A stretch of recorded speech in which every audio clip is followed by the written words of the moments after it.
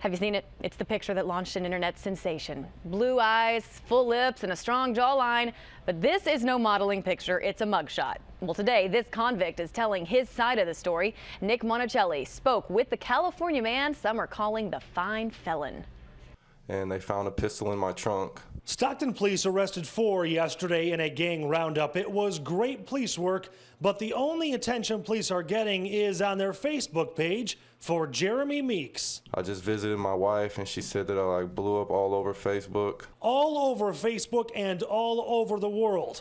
On Stockton's page, more than 24,000 likes and more than 6,000 comments. Vanessa Vieira writing, if this guy broke into my house, I'd make him forget why he broke in within 30 seconds. Laugh out loud.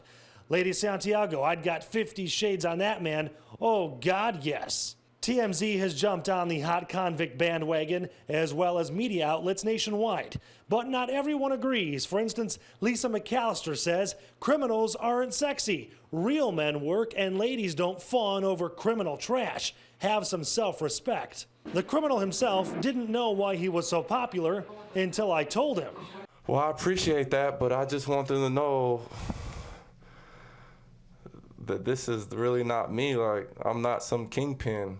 And that is the only reason Meeks agreed to the interview, to tell people his side of the story, saying even though he's being charged with street terrorism, he is no longer a gangster. The Stockton Police Department has also noticed what's happening online and is reminding people Jeremy is a felon, allegedly caught with a gun, and he spent 9 years in prison for grand theft. Well, it's a mugshot, so... And away from the computer and on the streets of Stockton, nobody is going crazy for baby blue eyes.